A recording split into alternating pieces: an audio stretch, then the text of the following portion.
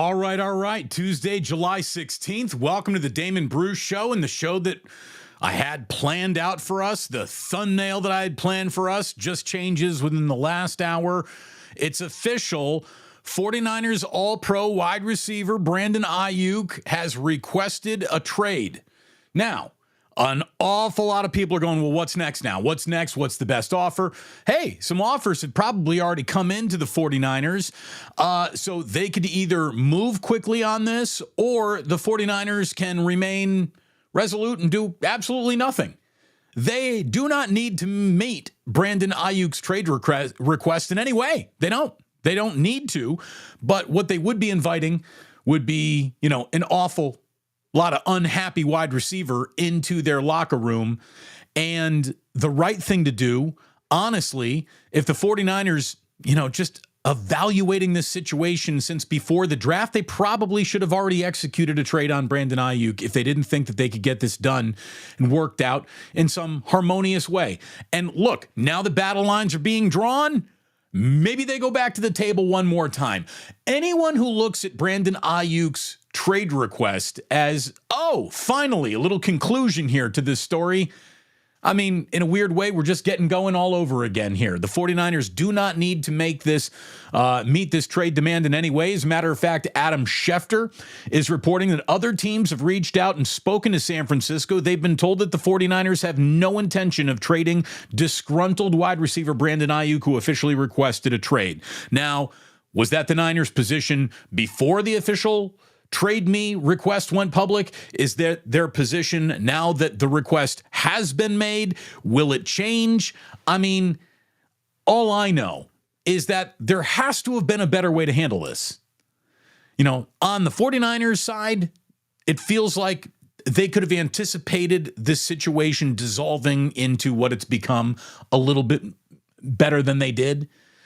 On Team Aiyuk's side, there hasn't been a single dignified moment of negotiation publicly in this entire thing, and the guy doesn't have an awful lot of leverage to begin with.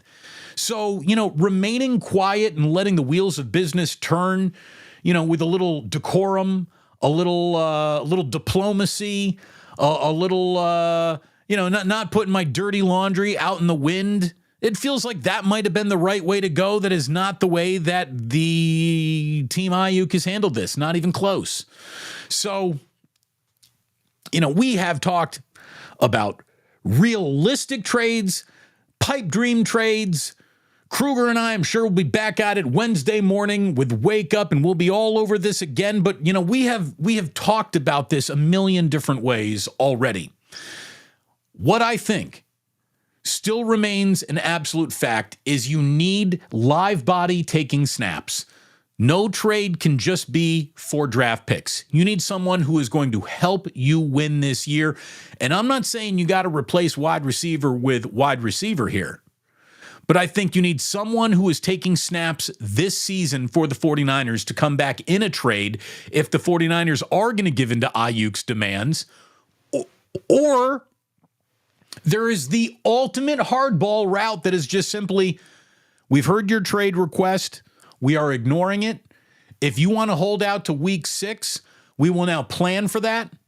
If you're seriously going to try to hold out an entire year, well, you won't accrue a service year, and you're going to be right back here looking at a $14.5 million option next year, and we still might not trade you.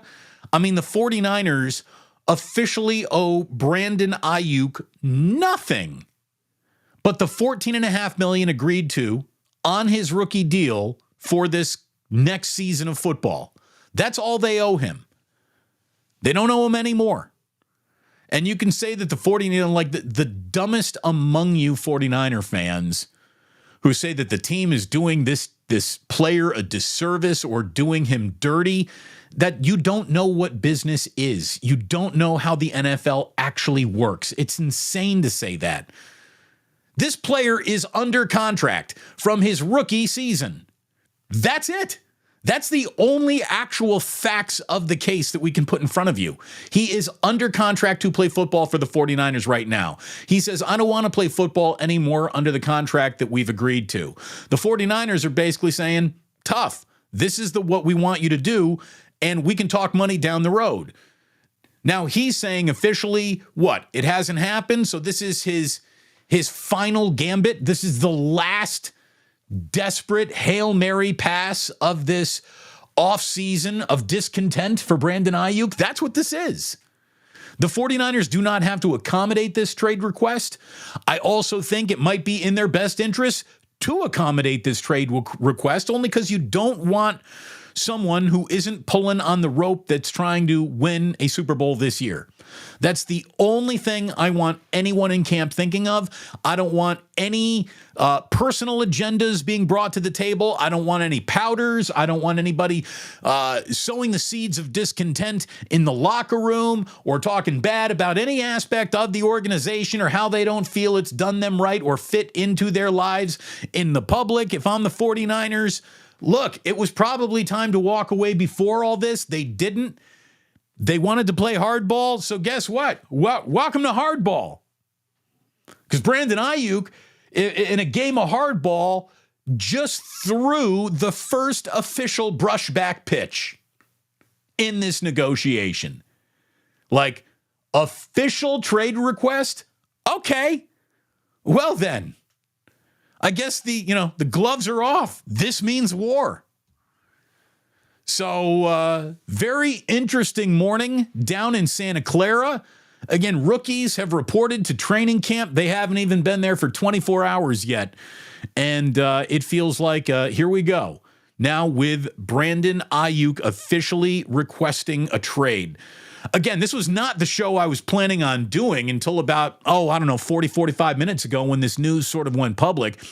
I had a thumbnail about how Malik Mustapha is about as rocked up a rookie as you're ever going to see. There's a picture with this guy reaching for a football. He's got his shirt off, just his helmet on, and he is ready to give Nick Bosa a run for his money in the 49ers hot bod contest. I mean, I don't bring it up to go oogling at the man bits or anything like that. I bring it up because this dude is thick. This dude has an NFL body. Like, this is the kind of body you would hope that your NFL rookie has 2-3 years into a career. If this body is the starting point for Malik Mustapha, what kind of an athlete might he really be? He looks just shredded, ripped for days. If muscle to body fat ratio has anything to do with the player's success, Malik Mustapha is going to be one of the single greatest football players of all time. Like, what a silhouette this guy cuts. And again, to start your professional career with that body, you didn't work your way in. What's going to happen to his body when it actually, reaches professional maturity? What's he going to look like then? Guy's going to be the Terminator.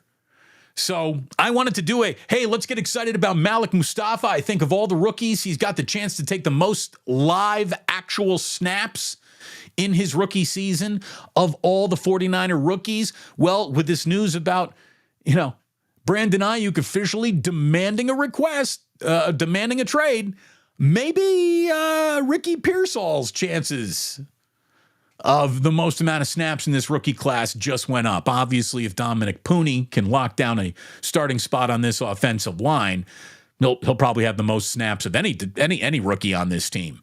But we'll see if that happens. I've got Mustapha number 1 right now. Pooney could absolutely become number 1, and Ricky Pearsall's chances for more snaps than you thought officially took a big step forward today with the news that Brandon Aiyuk has officially submitted a trade request to the San Francisco 49ers. I have a request. It's not for you to be traded. It's not for me to be traded. My request is for you to eat a great lunch on Friday as Ike is opening Mission Rock, his brand new 100th restaurant in his empire right down by the ballpark. Not long after you cross the 3rd Street Bridge, you are going to be at the Visa building there, and Ike's is right in the corner of the Visa building. His grand opening is this Friday. I'm going to be doing a show on Friday, then heading on down there. I think my wife has got to bring your kids to school day or bring your kids to work day.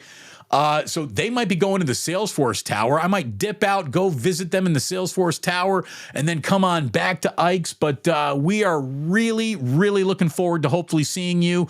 The plan is to be down there noonish, and hang out for a couple of hours. I'm looking forward to celebrating my friend's success.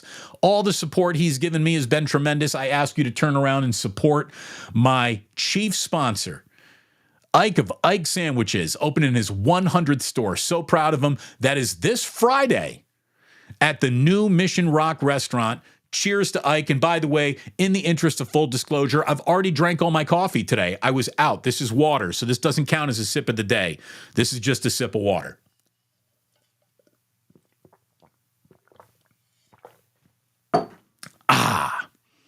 Speaking of sips, come get some sips with us. Plo Mania 4, the musical. It's happening Sunday, July 28th at the Dubliner in West Portal. A whole bunch of folks that you're seeing right now chit-chatting away in our chat are going to be there. The regulars, hopefully some of you irregulars will be there too. If you're in San Francisco, come on out and join Plo Mania 4, the musical at the Dubliner West Portal. No singing required, no dancing. There will not be. It was so sweet. My mother-in-law says, we have a karaoke machine. Would you like it? I said, no, it's not really a musical. We just give everything bad movie taglines for all Plo Mania. It was Plo Mania, then it was Plo Mania 2, Electric Boogaloo, Plo Mania 3, The Revenge, Plo Mania 4, the musical. So there we go.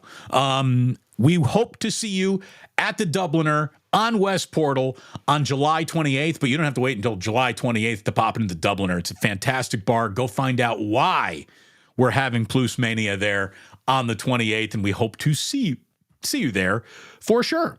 I was talking the other day about there was a column that somebody wrote about a franchise mulligan.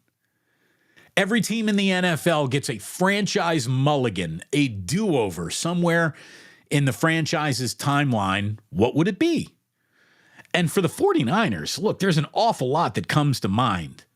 You can have very specific moments like Kyle Williams doesn't muff that punt against the Saints, and that team goes to a Super Bowl. What happens? Or, Richard Sherman doesn't break up that Colin Kaepernick pass, and it's the 49ers going to that Super Bowl instead of the Seahawks. What about just Shanahan handling the coin toss the right way in the overtime at the last Super Bowl? Or Harbaugh, not asking Colin Kaepernick to throw fades to Crabtree to try to win a Super Bowl. Like, what would you do? What's the mulligan that you would take? Roger Craig not fumbling as the team was trying to three-peat. I think I got it. I think my do-over comes with the biggest butterfly effect, certainly in recent football memory. A lot of people said, well, what about drafting Aaron Rodgers instead of Alex Smith? That would have absolutely given the 49ers an incredibly talented quarterback, better than Alex Smith, might have won Super Bowls with him, even though you didn't win with Alex. It's not like Aaron Rodgers ever haunted you, though, in the postseason, right? The 49ers basically, if they meet Aaron Rodgers in the postseason, they beat him. It's different for Patrick Mahomes. For me, the biggest 49er mulligan isn't never trading Joe, isn't bringing in Steve earlier or anything like that. It's not taking it's not taking Solomon Thomas 7 picks ahead of Patrick Mahomes. Imagine what the 49ers would have done if they had selected Patrick Mahomes in the 2017 NFL draft. Imagine that. Imagine if they had done that. Not only is Mahomes on their team, he's not on Kansas City, so Kansas City doesn't happen. That's not the team that beats the 49ers in 2 Super Bowls. You're not then trading 3 first-round draft picks further down the road to try to, get your franchise quarterback that wasn't Trey Lance Brock Purdy, who knows? Maybe he still does happen. Maybe you're always drafting a quarterback every year just in the name of safety and insurance policy. Maybe you do still take Brock Purdy with the 7th overall, the final pick of the 7th round. So maybe he's still on the team. But think of all the success that the 49ers might have enjoyed with Patrick Mahomes. All the draft picks that would have been in play, like as actual players on this team, not lost in the ether to chase the quarterback that you didn't get because you took Solomon Thomas over Patrick Mahomes. Kansas City has won 0 Super Bowls without Patrick Mahomes. That is a huge butterfly effect. If there is one modern mulligan, or even all-time mulligan. It's not Charles Haley. It's not another year of Dion. It's this. It's Patrick Mahomes. Now, I asked Kruger about this, and he said, well, it was Tom Brady.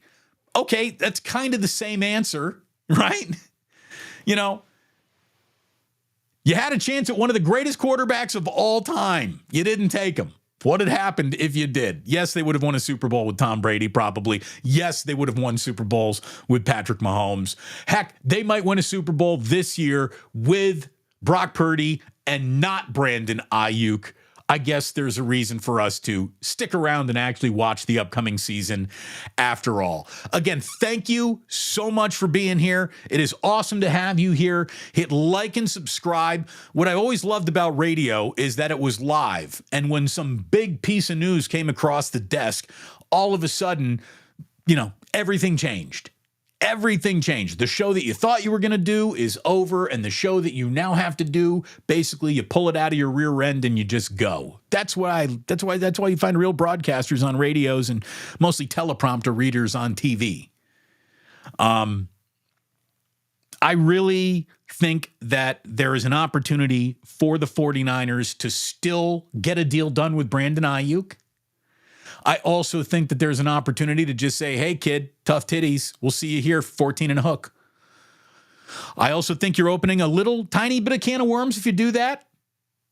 And the best idea might be just get the best trade that you can, but I would love to see live bodies back in that trade that can contribute this year. Not just future draft picks. Can't just be future draft picks. Any team that's coming after Brandon Aiyuk has got to put a player and picks on the table for the 49ers, I think, to really listen. And again, according to Adam Schefter, the 49ers have no intention of trading disgruntled wide receiver Brandon Aiyuk, and that came, 18 minutes ago? No, 30 minutes ago. I hit refresh on that. So there you go. That is where we are on the 49ers. Training camp is open. Never a dull moment. I tell you what, we have been sort of conditioned for it, right? Nathaniel Richards, he writes in, at this point, I won't be mad if Brandon Aiyuk is traded. It's like everybody has prepared themselves for this moment. We've already had a little bit of a mental divorce from the possibility of him playing. So now if it doesn't happen, it won't be nearly as stunning as it would be if this came out of nowhere. We've been talking about it for months. Otis Bird III, our fearless leader, says, man, what a day it's been for the 49ers in the past hour. I mean, I think that they've anticipated this happening the whole time. I really do. And if they did, they should have been more aggressive about this. You know, hindsight always being 20/20. They should have been aggressive. BA wants to get paid. Question is, he unrealistic, and how far apart are they? Well, I guess his entire premise is someone's going to be willing to pay and meet my demands. If not the Niners, someone will be. I got to tell you, I'm going to be doing a little radio this afternoon in Charlotte. My buddy Kyle Bailey has already called me and said, hey, you know, Brandon Aiyuk would be a great fit for the 49ers. Can we have you on today? I said, yeah, sure. I'd be happy to come on with you. So there are already, NFL cities and talk show hosts thinking about what trade could we put together to get this Brandon Aiyuk deal done. He could really come in and help this team. Brandon Aiyuk probably could really I mean, here's the thing. The 49ers have no obligation to trade him. They certainly have absolutely no obligation to trade him to the Washington Commanders. None. They have no obligation to trade him there. We all know that that's what Brandon Aiyuk wants. But what Brandon Aiyuk wants and what Brandon Aiyuk gets could be two very different things. So be careful what you ask for, kid. You just might get it. And what if Brandon Aiyuk does get traded to the New England Patriots and we never hear from him again? I guess he can enjoy his big pile of money if the Patriots decide that they're going to be in the we pay wide receivers $30+ million a year while we still have a quarterback issue that is as undefined as humanly possible. Well, maybe it's now more defined because he made an investment in a rookie, but we'll see. We'll see.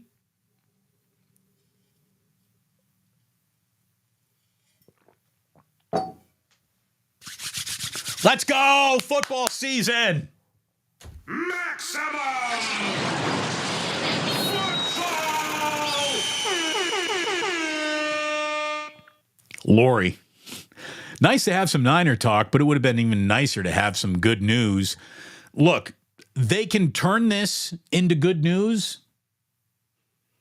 They can turn it into a war of paper cuts. You know, there's a couple different ways to play this. We'll see what the 49ers do.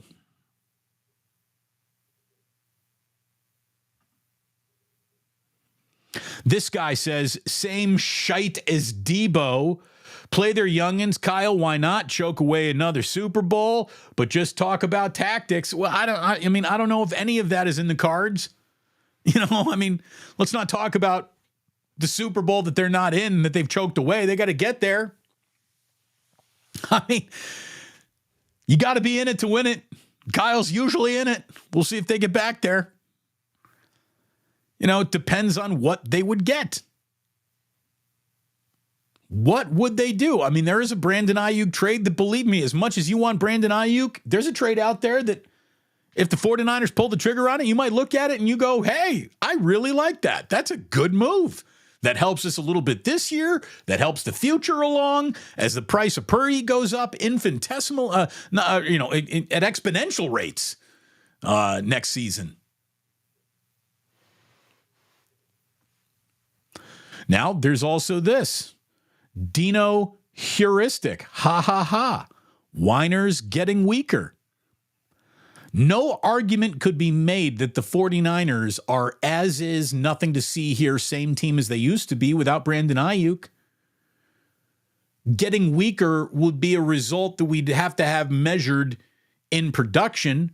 But yes, it is safe to assume that the guy who led the team in receiving yardage was a first down basically every single time he touched a football and is one of the most dedicated to actually participating in the running game downfield blockers we've seen on a football field.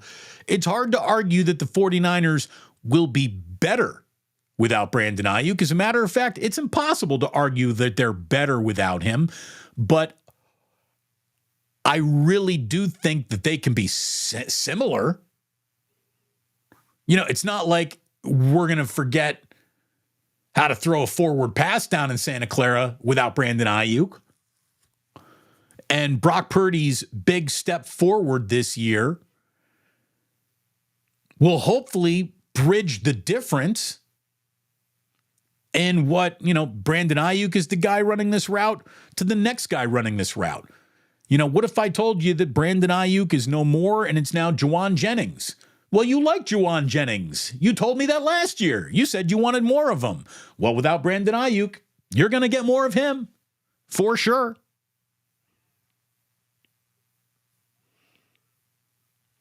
And oh, by the way, they don't have to trade him. I mean, that is the one big blinking neon sign that a lot of people will forget to even talk about today. The 49ers can get all kinds of nasty in this negotiation if they want to. They absolutely can. So we'll see. We'll see what happens here.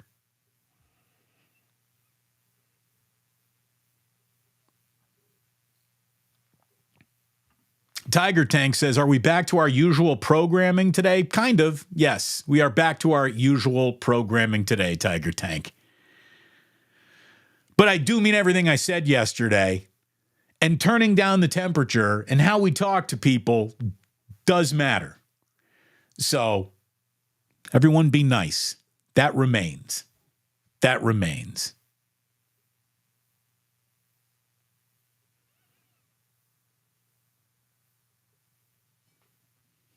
What else we got here?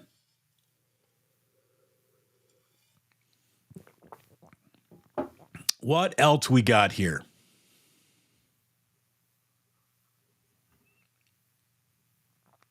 I think that Hopper, 8:30. I'm not going to argue with you. I'm certainly not going to defend what the 49ers did. You waited until every single wide receiver got paid, and now yesterday's price isn't today's price. I would agree with that. Again, this is one of those hindsight arguments, but you sort of knew it was coming. The price never goes down for elite athletes in any sport. So the best day to sign a long-term extension with someone you believe fits and is everything you want is right now. It's not the way the 49ers have done business in the past, but if you're not evolving with the times, you might paint yourself into the corner that this situation now finds itself in. So, Hopper, I'm not arguing with you. I'm not arguing with you at all. The 49ers did, I believe, misjudge the timing on this. Look at my man Otis. Congratulations to Aiyuk. Isn't that great, man? So proud of that guy. So proud of that guy.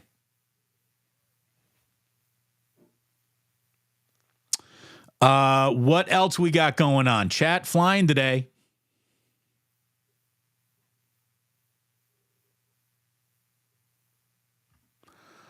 Breaking news from Albert. Ingrid Andress apologizes for the national anthem last night. She said she was drunk and is entering rehab. Well, I mean, I guess that's one way to explain it away, right? That's how bad that was. It was bad.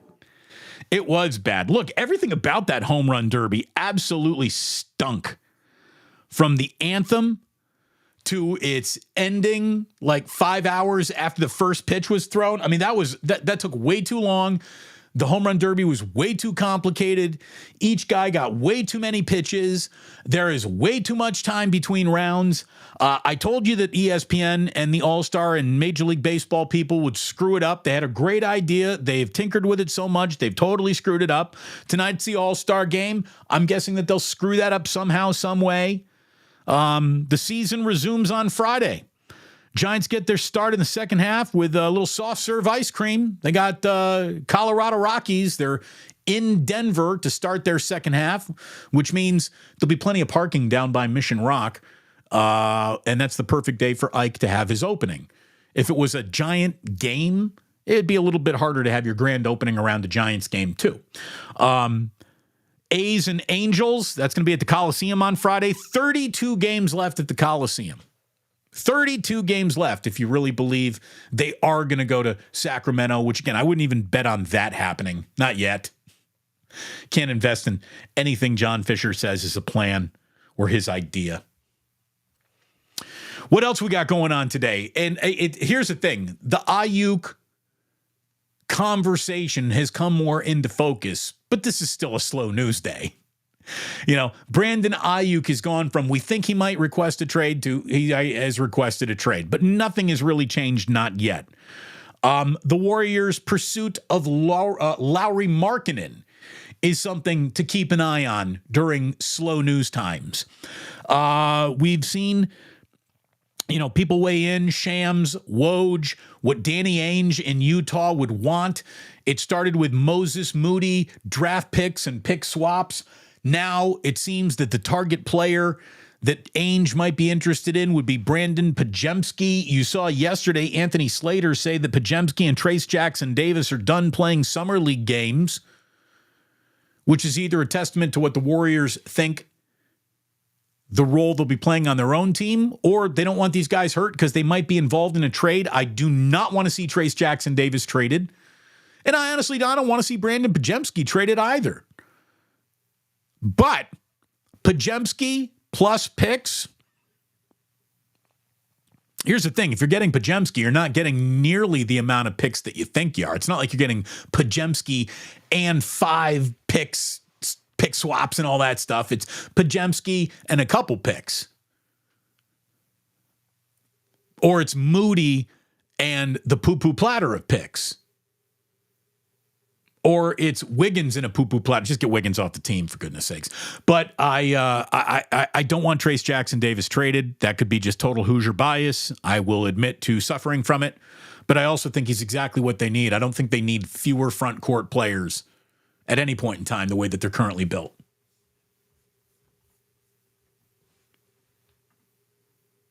Look at it this way. In the history of singing, there's a lot of people who've taken the stage and been drunk. That was even for drunk and checking into rehab, that was a terrible national anthem. Truly awful.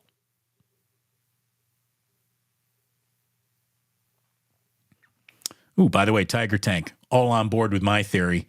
Not drafting Patrick Mahomes. That's the biggest mistake. That's the mulligan. How many Super Bowls would they have won? Wouldn't that be nice? See, Michael, we got to it. What about Tom Brady? Tom Brady kind of fits the mold too, doesn't he? But it's not like the Patriots were beating the 49ers straight up in Super Bowls the way that Patrick Mahomes has.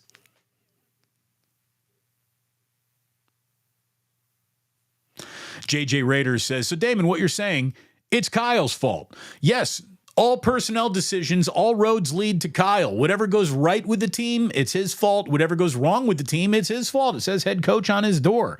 It says I'm in charge of everything on his business card. Kyle is also to be faulted for running one of the single most successful offenses that football has seen over the course of years, where he's got a moving piece at position of quarterback more often than not.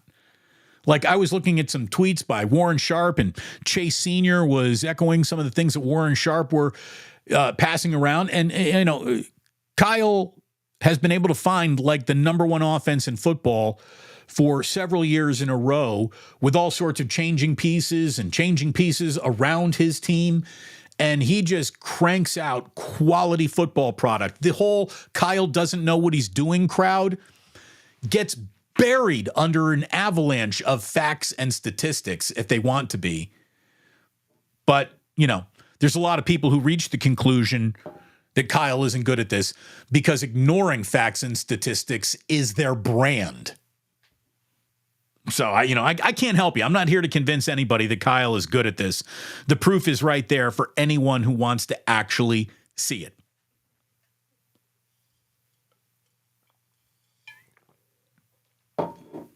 I would say that I feel bad for all the shows today that are trying desperately to get 4 hours of content out of a Brandon Aiyuk rumor. But, you know, we've gotten hundreds of hours of content out of this. And today it's got some legs to it, but still nothing has happened. What else we got going on? There are 4 other things that I got to get into. First of all, College Football 25 is out. If you spent for the deluxe release, maybe you're playing hooky right now, playing college football right now, watching the show on a second screen, listening to the show on a podcast. By the way, the show's available anywhere you get your podcasts. You know that. I'm over here with the rest of the poors. I didn't buy the deluxe edition. I don't have that money anymore. I've been waiting for this game for a decade. What's another 72 hours? I just bought the normal straight up Johnny College Football 25. I'll get it when it comes out later this week in its general release to the rest of us, the poors, who didn't have the $150 to buy the deluxe edition that has it with Madden. Here's the thing. I'm not playing Madden the minute I got college again. That's why I'm not bundling Madden. Sorry, I'm not bundling Madden. I want college football, and I'm going to play college football as a video game solid for a year. I probably will not open another game for a year. I'm looking forward to playing it so much. The game went live at 10 a.m. on Monday morning.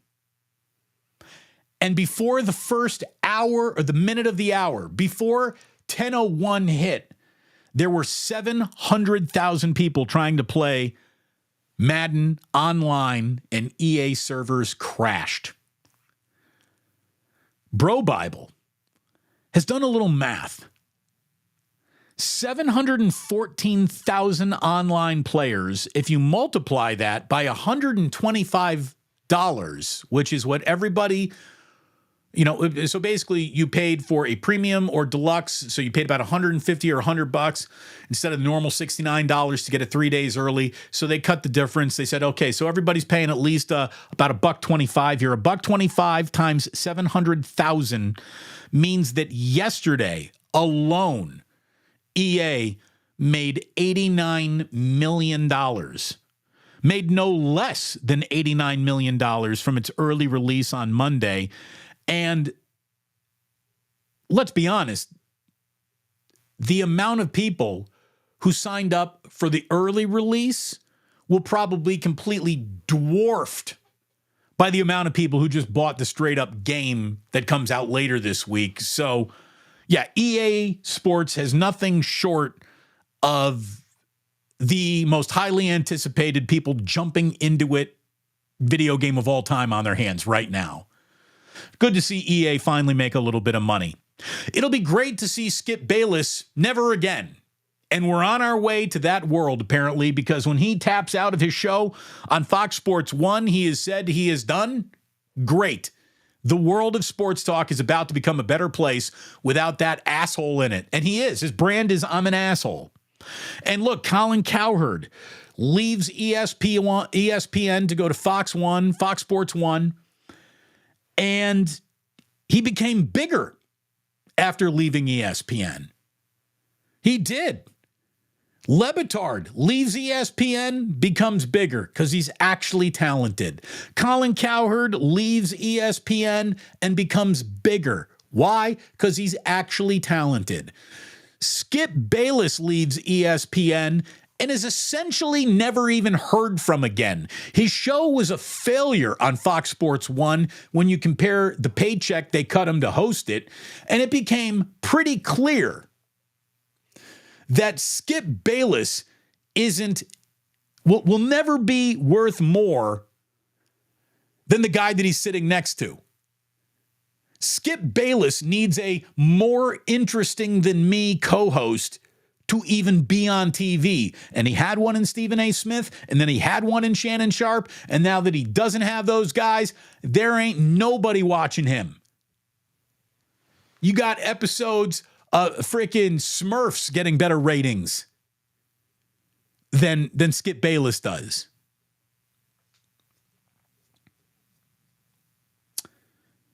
As Gary Radnich so famously used to say, the guy shrunk. He left the main stage of ESPN and he shrunk. And good. Because his entire career was forged on a book that said Troy Aikman was gay. He's not. And then every moment after that is basically forged on the premise that LeBron James isn't a good basketball player. He is. So Skip Bayless's brand of hot take bullshit is, I can't wait to uninvite it from the party, and I hope it doesn't come back. Good riddance to that guy. Tiger Woods. Tiger Woods, y'all. Oy, oy, oy! Tiger Woods says, Damon. No, he didn't say Damon. He says, I just don't feel like I could do the job properly. And he told the Ryder Cup that he is not interested in being the captain of the Ryder Cup team. Of course he's not. Look, and Tiger, it's so funny. He says, look, I couldn't devote the time. I barely have enough time to do what I'm doing right now. What are you talking about? Tiger plays like a handful of golf tournaments a year now. He usually withdraws from them, so he has most of his weekends open. And this whole, like, I'm too busy for it. Here, let's go ahead and put Tiger Woods through the truth machine. Boop, beep, beep, boop, boop, boop, boop. What he really meant to say is, I'm too rich to deal with these less talented than I was at my peak assholes. And there's nothing to do as Ryder Cup team captain than get yelled at if we get beaten by these Euros right here on American soil. Plus, I'm going to have to deal with all you media dickheads, and I'd rather not, because I'm a billionaire and I'm Tiger Woods. So, no thanks. That job sounds like it sucks. That's what he really meant to say. He said it a little bit more diplomatically.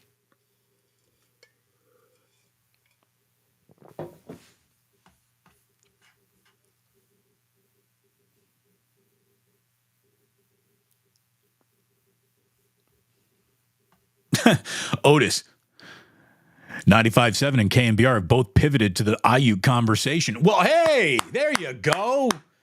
Looks like they still know how to do it. There aren't a lot of examples that remains true, but yes, congratulations to them. Think how much more interesting either of those stations would be if I were on it, but I'm not. And oh, by the way, there is absolutely no doubt in my mind that 95.7 The Game is buying YouTube subscribers right now. They have grown in a way that is it can't happen during the summer unless you're buying subscriptions. I know more about YouTube than I ever thought I would. There is no doubt that they are goosing their own numbers, because if they were onto a topic, every sports talk radio station would be onto it and would have mirroring similar-ish growth number. No. So I know bullshit when I see it. And 95.7 The Game is a smart program director, and Matt Nahagian, who is smart enough to try to hold on to his job in any way that he can. And since radio is essentially dead, they got to look better on YouTube. And there's just no doubt in my mind that they are buying YouTube subscribers. Tell them that I accused them of that. I was accused of that, and I can prove to you that I didn't. Like, my peak subscriber growth mirrored the 49ers playoff run, which makes sense. The 95.7 The Game subscriber growth dwarfs the growth that they had during Warriors season or football season. No station adds 30,000 subscribers in their summer months when there isn't shit going on unless you're buying them. I know that. So I'm calling bullshit on my former station.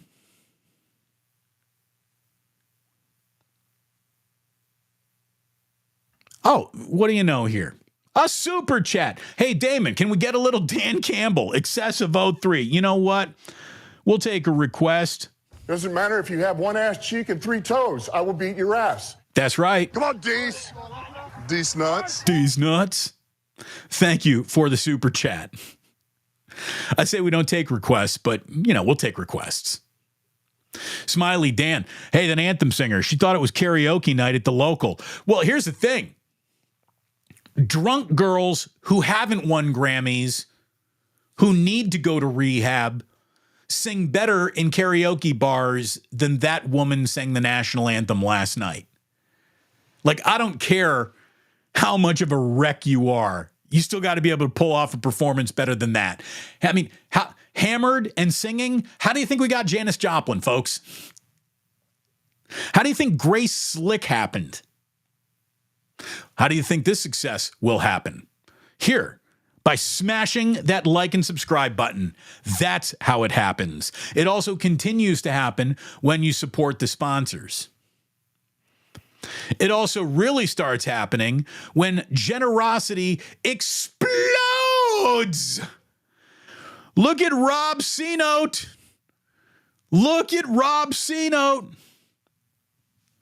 YouTube booted me past 10 minutes, wouldn't let me super chat. What? What are you talking about? Anyways, going to the Dodgers game on Saturday. Besides front row, where should I sit? Now, that Dodgers game, I'm guessing, is freaking in LA, right? Are the Dodgers coming back here this weekend? I don't know. I don't know. No. I think this Friday. No, the Giants are opening up their second half in Colorado. So if you're going to a Dodgers game, I've only been to Dodger Stadium twice in my life, and I was mid-level. I was somewhere on that like, club level. That's nice. That's nice. I actually don't like front row at a baseball game because I like to see the whole field. I like a little bit more of a bird's eye view. So, Rob C., thank you for your generosity as always. Rob C. Note in the house, the man. I like to sit in the middle. I like to sit in the middle. All right.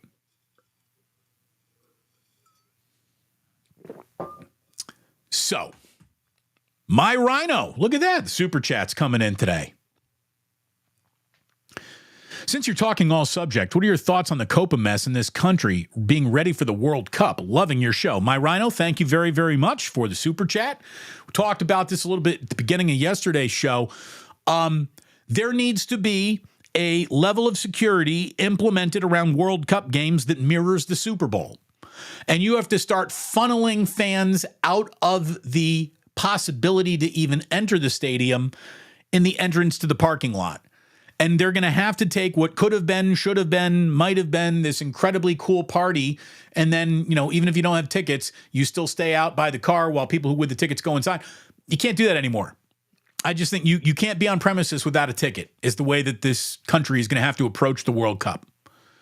They are going to need a Super Bowl level of security for each and every World Cup game, not just the World Cup final, but all the games. What happened at the Copa America or America Copa or Copacabana, whatever the fuck it's called, what happened there can't happen again. That was a massive fumble by the organizing body, by local security, by stadium security, by the fans themselves who were way out of pocket and need to act better. That's an NFL stadium.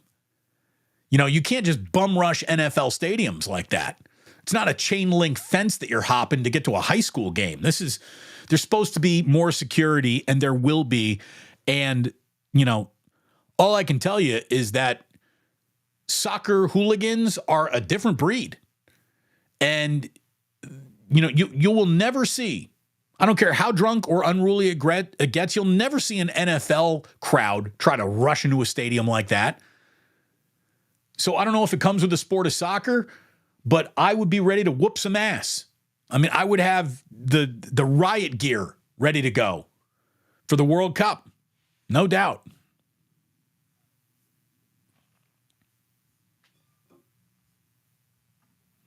Poverty.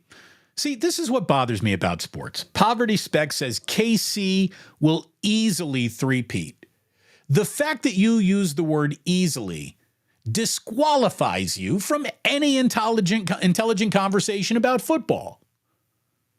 There is nothing easy about three-peating, and that's why it's never been done.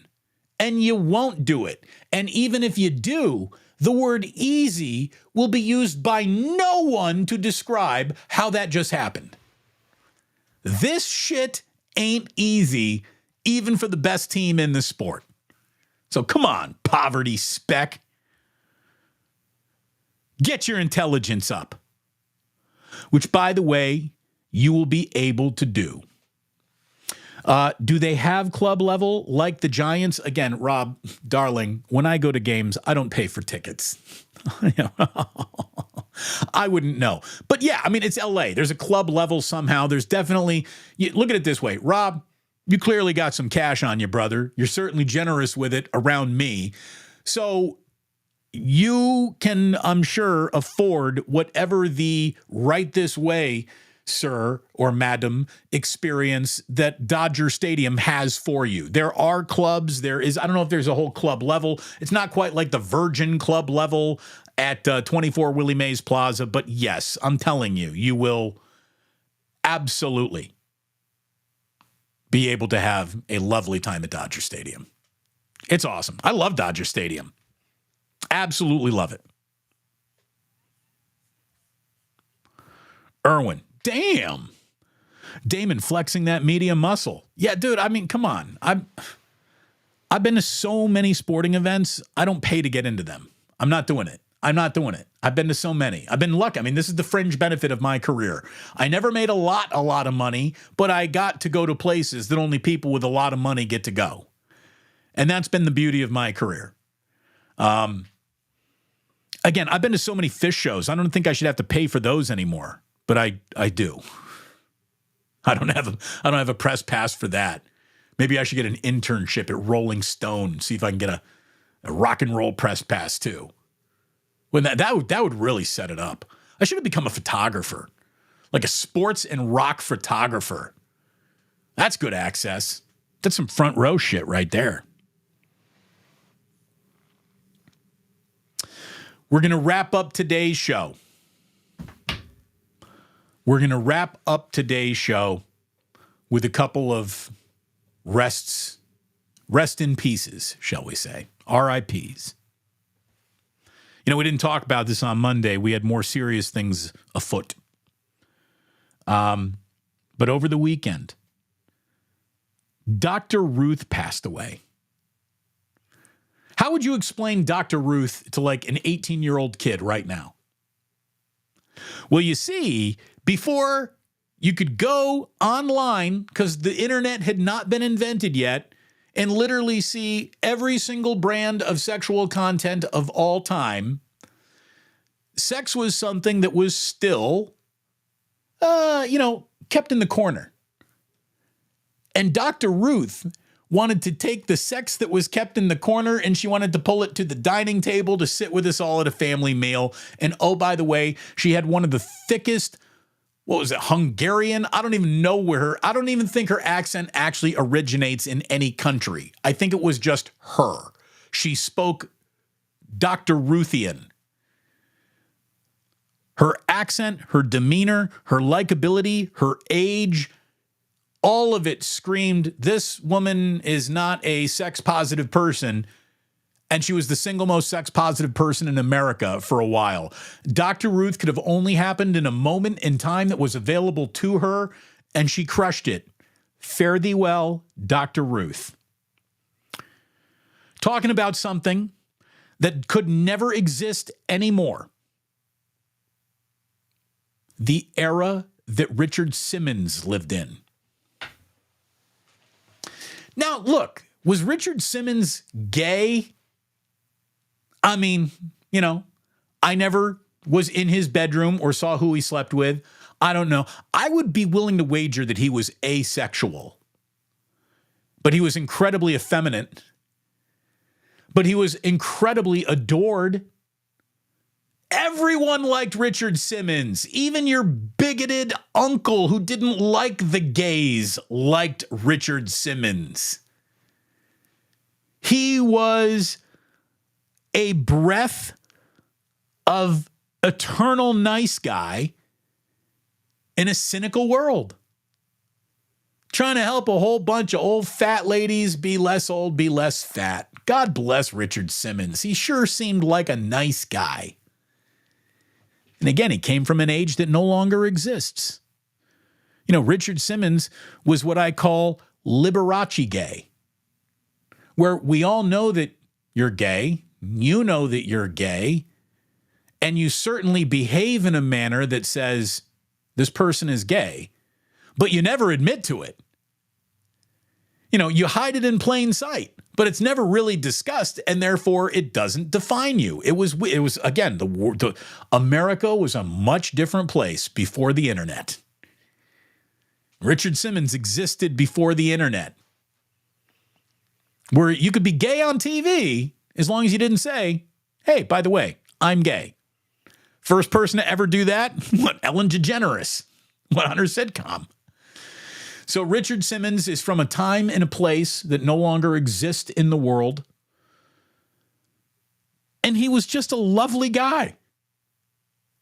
And say whatever you wanted. You could be flipping around. You'd see Richard Simmons. You'd stop and watch for a while. That guy was captivating. I don't know what it was about him. His short shorts, his afro, whatever it was. Richard Simmons worked. Somehow, some way. The guy was just a heat-seeking missile of positivity. sweating to the oldies, right? Yeah. San Bruno Mike, he was sweating to the oldies. Lori, you're right. Richard Simmons, nicer than heat-seeking missile. He was a ball of positivity. Yes, he was. Rob, I think that this is right. I do. I sometimes associate him with Bob Ross. I don't know if it's that white man's fro that they share. The fact that every grandmother in the world loved him. But yeah, I mean, just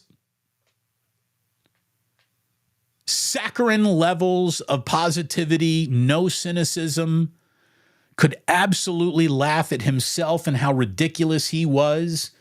Richard Simmons was great. And then,